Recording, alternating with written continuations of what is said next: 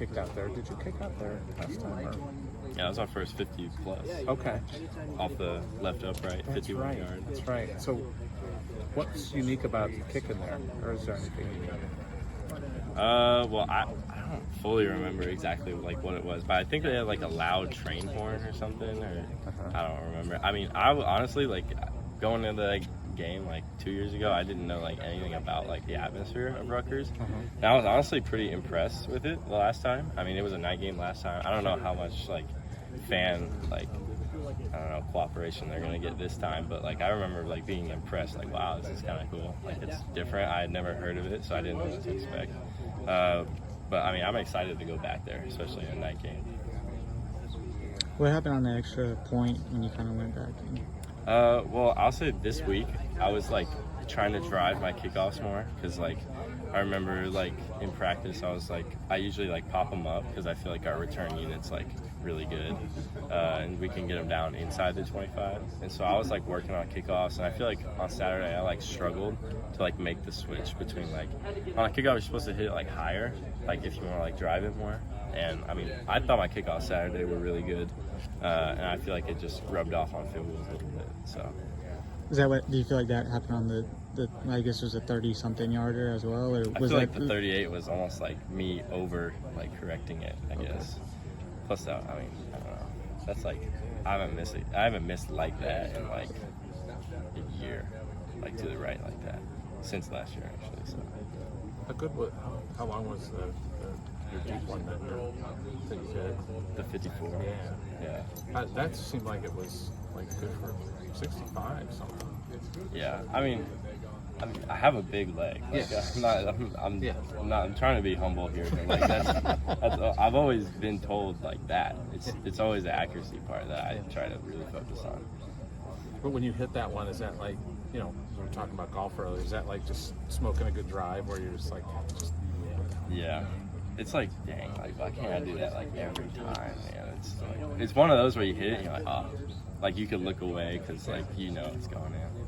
But I mean, yeah, I can kick it far. How much harder is a 54-yarder than a 38-yarder? I mean, I don't think a 38-yarder is harder than a 54.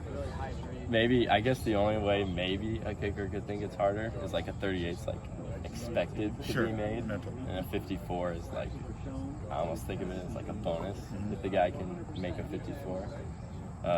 So I mean that would be the only reason. But I've missed way more 50 plus than I have under 40s. How are you trying to adjust so you don't have the like kickoff mentality kind of carry over? Well, I guess like try to just focus on it. I mean, now that I'm aware of it, like I feel like, I mean, my last like 3 kicks of the game, I feel like I started to notice it, like, what did I do like differently this week? And I mean, that was like really the only conclusion I came up with. And like the last 3 kicks I thought were like pretty good kicks too,